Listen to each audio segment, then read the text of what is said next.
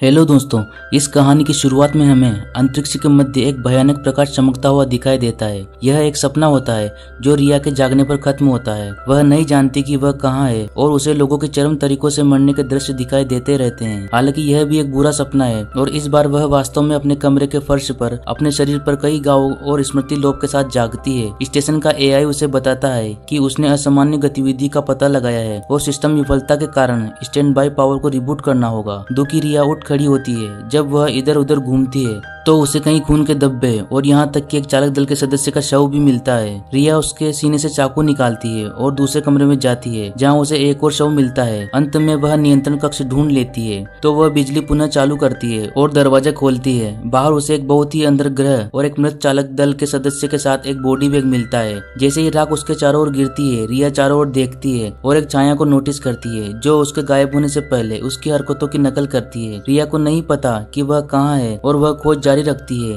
लेकिन तभी रुकती है जब वह लगभग एक चट्टान में गिरने वाली होती है। वह ऊपर देखती है और अपने सपने से भयानक प्रकाश को खोजती है। प्रदूषित हवा के कारण अचानक रिया को खांसी और चक्कर आने लगता है, इसलिए वह वापस स्टेशन की ओर दौड़ती है और रास्ते में कई बार गिरती है। जब वह दरवाजा बंद करती है तो कंप्यूटर बताता है कि ऑक्सीजन का स्तर खराब हो गया है। रिया किसी का अपना नाम लेते हुए सुनती है और उसे चालक दल पर हमला होने का दृश्य दिखाई देता है। इसमें एक सड़े हुए चेहरे वाली दोस्त भी शामिल है। फिर एक फ्लैशबैक में उसे मेज पर खुशी के साथ चालक दल के साथ भोजन साझा करते हुए दिखाया जाता है। उनमें से कुछ लोग ग्रह का पता लगाना चाहते थे। वे इस बात से प्रभावित हुए कि वहाँ का वातावरण पहले से ही लगभग सांस लेने लायक था। वर्तमान में रिया अपनी गर्दन पर एक दवाई का पेच लगाती है और यह सोचते हुए स्नान करती है कि वह कौन है और कहाँ है। फिर वह अपने साथियों के चेहरों की झलक देखते हुए कमरों की तलाशी लेती है। एक नोटबुक पर रिया को स्टेशन के बारे में बहुत सारे नोट्स और पौधों की देखभाल करते हुए अपनी तस्वीरें मिली। इस समय उसे शोर सुनाई देता है और कंप्यूटर जोन 1 में एयरलॉक पर हलचल का पता लगता है।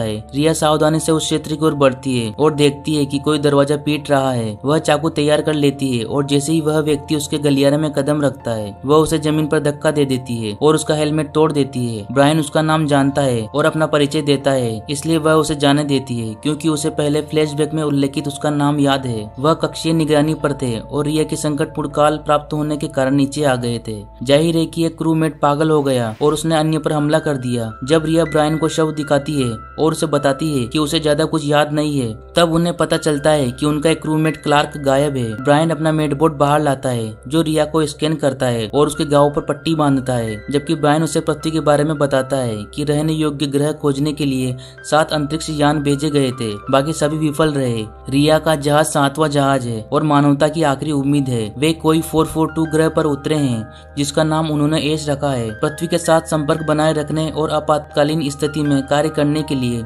ब्रियोन लगातार कक्षा में चक्कर काट रहा है। रिया को एहसास हुआ कि उसने आकाश में जो रोशनी देखी वह कक्षीय यान थी। मेडबोर्ड द्वारा रिया की देखभाल समाप्त करने के बाद ब्रायन स्क्रीन को देखता है और बताता है कि सिर पर चोट लगने के कारण उसका मस्तिष्क सूज गया है जो भूलने की बीमारी का कारण है। रिया अभी भी इस बात से निराश है कि उसे कुछ याद नहीं है कि वह कौन है और ब्रायन उसे बताता है कि वह इस कार्यक्रम में शामिल हुई थी क्योंकि वह जवाब ढूंढना चाहती थी और जानना चाहती थी कि ब्रह्मांड में क्या है। इसके बाद रिया सोने की कोशिश करती है लेकिन वह सो नहीं पाती क्योंकि उसका दरवाजा खुला रहता है। उसे भ्रम होता है कि कोई क्रूमेट दरार से उसे घूर रहा है जिससे उसे एक भयानक राक्षस की झलक मिलती है। वह शांत होने का प्रयास करती है और उसे पता चलता है कि दरवाजा तो पहले से ही बंद था। बाद में रिया शवों को स्टेशन से बाहर ले जाने के लिए तैयार हो जाती है। वह क्लार्क के बारे में चिंतित है और सोचती है कि क्या वह ग्रह पर कहीं है। ब्रायन सोचता है कि उन्हें क्लार्क के बारे में भूलकर अपनी स्थिति पर ध्यान केंद्रित करना चाहिए और बताता है कि उनके पास ऑक्सीजन कम है। उनकी प्राथमिकता यहाँ से निकलने की होनी चाहिए क्योंकि कक्षीयान कभी कभी ही स्टेशन के साथ लाइन अप में खड़ा होता है। अगली लाइन अप 12 घंटे में होगी। अचानक रिया को मृत व्यक्ति का चेहरा हिलता हुआ दिखाई देता है और हमले की और भी झलकियां दिखाई देती है, इसलिए वह घबराकर वापस स्टेशन की ओर भागती है। जब ब्रायन उसकी जांच करने की कोशिश करता है तो वह चिल्लाती है और कहती है कि उसे बस आराम करने की जरूरत है। फिर रिया खून से लथपथ कमरे में जाती है और कुछ कैंची उठाने की कोशिश करती है, लेकिन जब उसे खुद को एक रूममेट पर चाकू मारने की याद आती है तो वह कैंची गिरा देती है। रिया अपने कमरे में जाती है और टूटने से पहले एक और दवाई लेती है और उठने से पहले एक और दवाई लगाती है। एक बार जब वह शांत हो जाती है तो वह ब्रायन को ढूंढती है और अपने गुस्से के लिए माफी। जब वह बाहर भयानक रेत के तूफानों को देखते हैं तो रिया को अपने साथियों की मौत के दृश्य नजर आते हैं। ब्रायन पुष्टि करता है कि वह उनमें से एक के साथ डेटिंग कर रही थी। इस क्षण को कंप्यूटर द्वारा बाधित किया जाता है, जिसमें उन्हें सूचित किया जाता है कि पतवार टूट गई है और ऑक्सीजन का स्तर गंभीर है। दोनों तैयार होकर कमरे की तलाशी लेते हैं जब तक कि उन्हें दीवार में छेद नहीं मिल जाता। हाथ में औजार लेकर रिया अंदर जाती है और सबूत पाती है कि यहाँ पहले भी कोई आ चुका है। वह एक अजीब सी आवाज़ सुनती है और उसका पीछा करना शुरू कर देती है, लेकिन रास्ता इतना सकरा हो जाता है कि उस पर चलना मुश्किल हो जाता है। रिया के पास अपना हेलमेट उतारने के अलावा और कोई विकल्प नहीं है, इसलिए वह अब ब्रायन से बात नहीं कर पाएगी। उसे अब खराब हवा में सांस लेना होगा।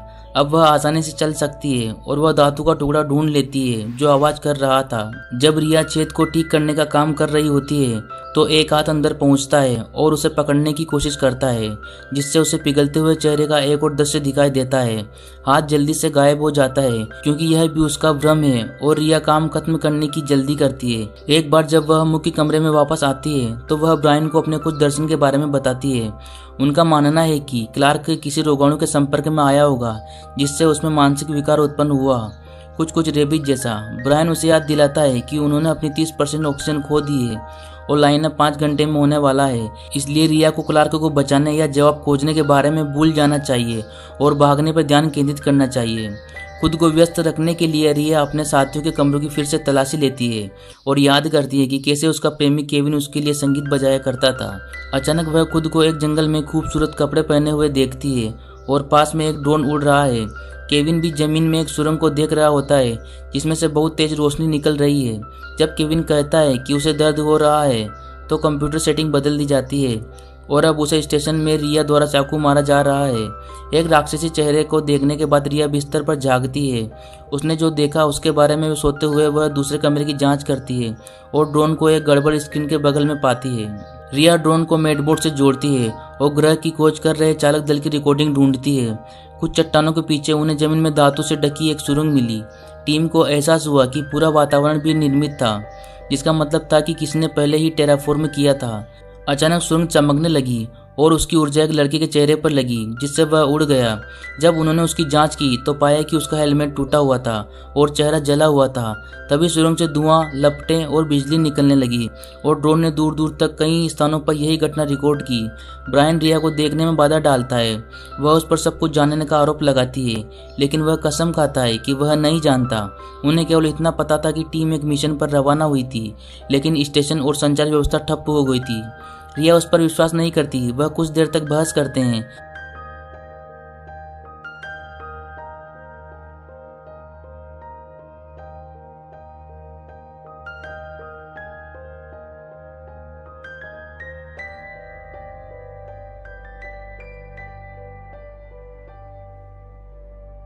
और कहा कि वह उस व्यक्ति पर भरोसा नहीं करता जो पेज के बिना वह बन सकती है। उनकी प्राथमिकता पृथ्वी को यह बताना है कि उन्होंने टेराफॉर्मिंग तकनीक खोज ली है जो मानवता को बचा सकती है। कुछ क्षण बाद जब रिया सामान पैक कर रही होती है तो ब्रायन आकर झपटने के लिए माफी मांगता है और यह सुनिश्चित करता है कि उसने नया पेच लगाया है, क्योंकि पेच धीरे धीरे कम प्रभावित होने लगते हैं। ब्रायन उसकी गर्दन पर दूसरा पेच लगाता है। उसके जाने के बाद रिया को चक्कर आता है और वह पेच हटाती है, जिससे एक याद ताजा हो जाती है। उसे याद है कि एक लड़के ने उस पर हमला किया था, जिससे उसे खुद को बचाने के लिए लड़ने पर मजबूर होना पड़ा। उसके वार से कुछ खास फायदा नहीं हुआ और वह आसानी से काबू में आ गई, लेकिन अब उस आदमी ने उसका गला घोटने की कोशिश की तो वह कैची पकड़ने में कामयाब रही और उसे पीछे हटने के लिए मजबूर करने के लिए उस पर हमला कर दिया। चाहे उसने कितने भी उस पर वार किए, लेकिन वह आदमी आगे बढ़ता रहा। इसलिए रिया उसके पैर में चाकू घोंपने और उसे गिराने के लिए मेज के नीचे छुप गई। फिर वह उसके ऊपर बैठ गई और बार बार उस पर तब तक चाकू से वार करती रही जब तक कि वह मर नहीं गया। वर्तमान में रिया अपने बिस्तर से गिर जाती है, लेकिन अधिक राक्षसी दृश्य उसे जगा देते हैं। वह इस निष्कर्ष पर पहुंचती है कि रोगाणु ने पूरे चालक दल के सदस्य को संक्रमित कर दिया, इसलिए उसे उन्होंने मार डाला। उस समय वह एक अजीब सी आवाज सुनती है और यह सोचकर उसका पीछा करती है कि यह ब्रायन है, लेकिन वहां उसे सूट पहने क्लार्क मिलता है। डर के मारे रिया भाग जाती है और एक हथियार पकड़ लेती है। फिर वेंट में छिप जाती है, जहां वह ब्रायन का जला हुआ चेहरा देखकर उसे मृत पाकर चौंक जाती है। जब क्लार्क वेंट के अंदर देखती है तो रिया उस पर कूद पड़ती है और लड़ाई शुरू हो जाती है।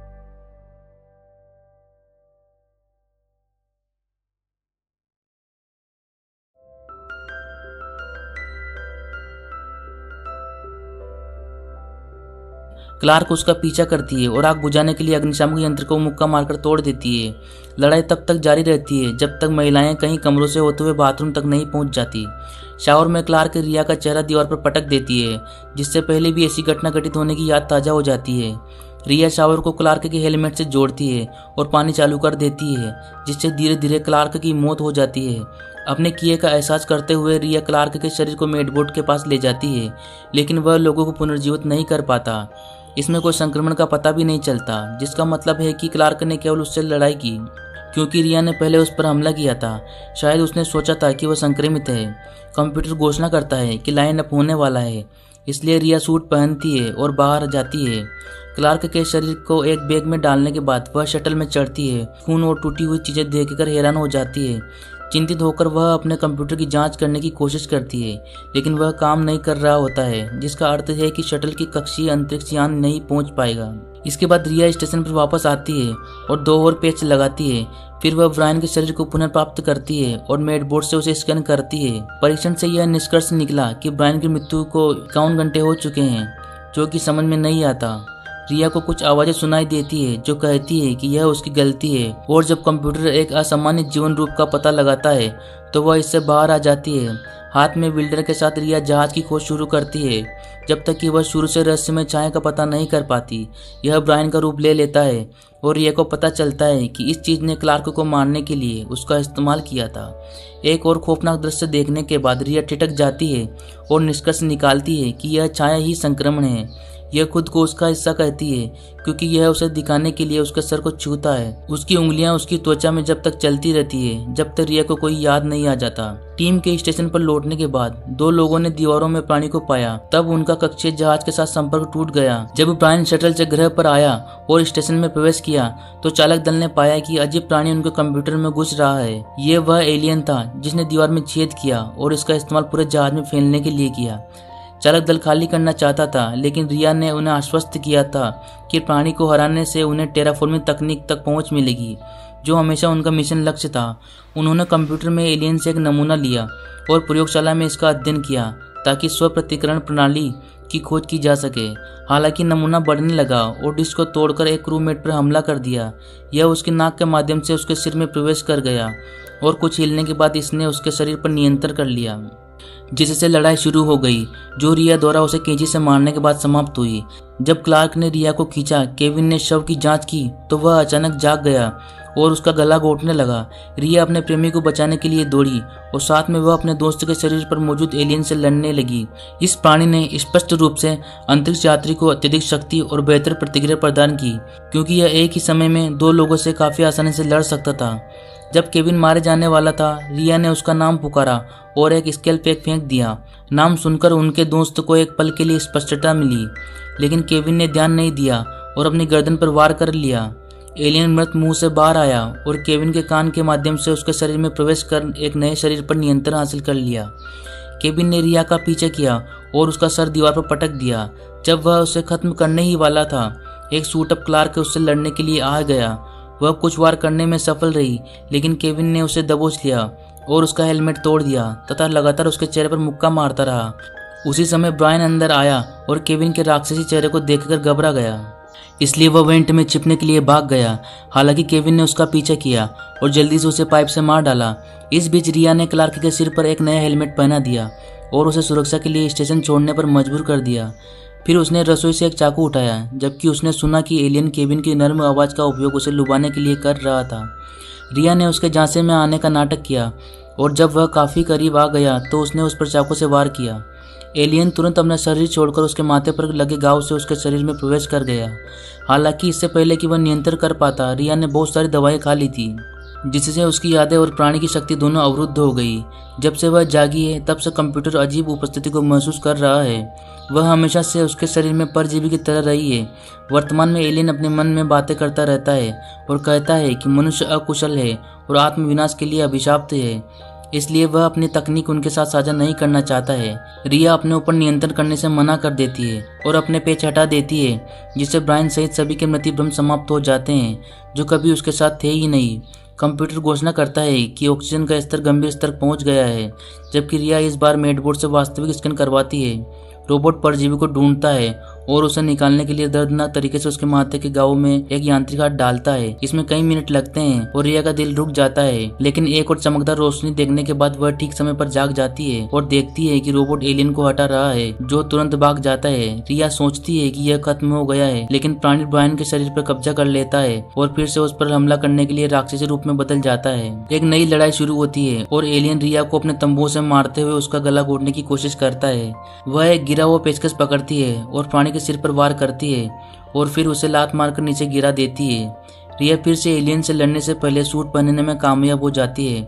उसके बाद वह एलियन के सीने में छुरा घोंपती है और हथियार रखने वाले को लाने के लिए दूसरे कमरे में भागने से पहले कुछ और बार उस पर वार करती है।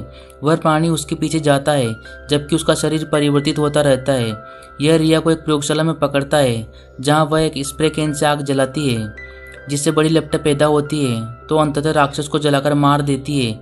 इसके बाद रिया पूरे स्टेशन में आग लगा देती है और शटल पर वापस जाने के लिए दौड़ती है। इस बार वह सिस्टम से काम करवाती है और उड़ान भरने में कामयाब हो जाती है।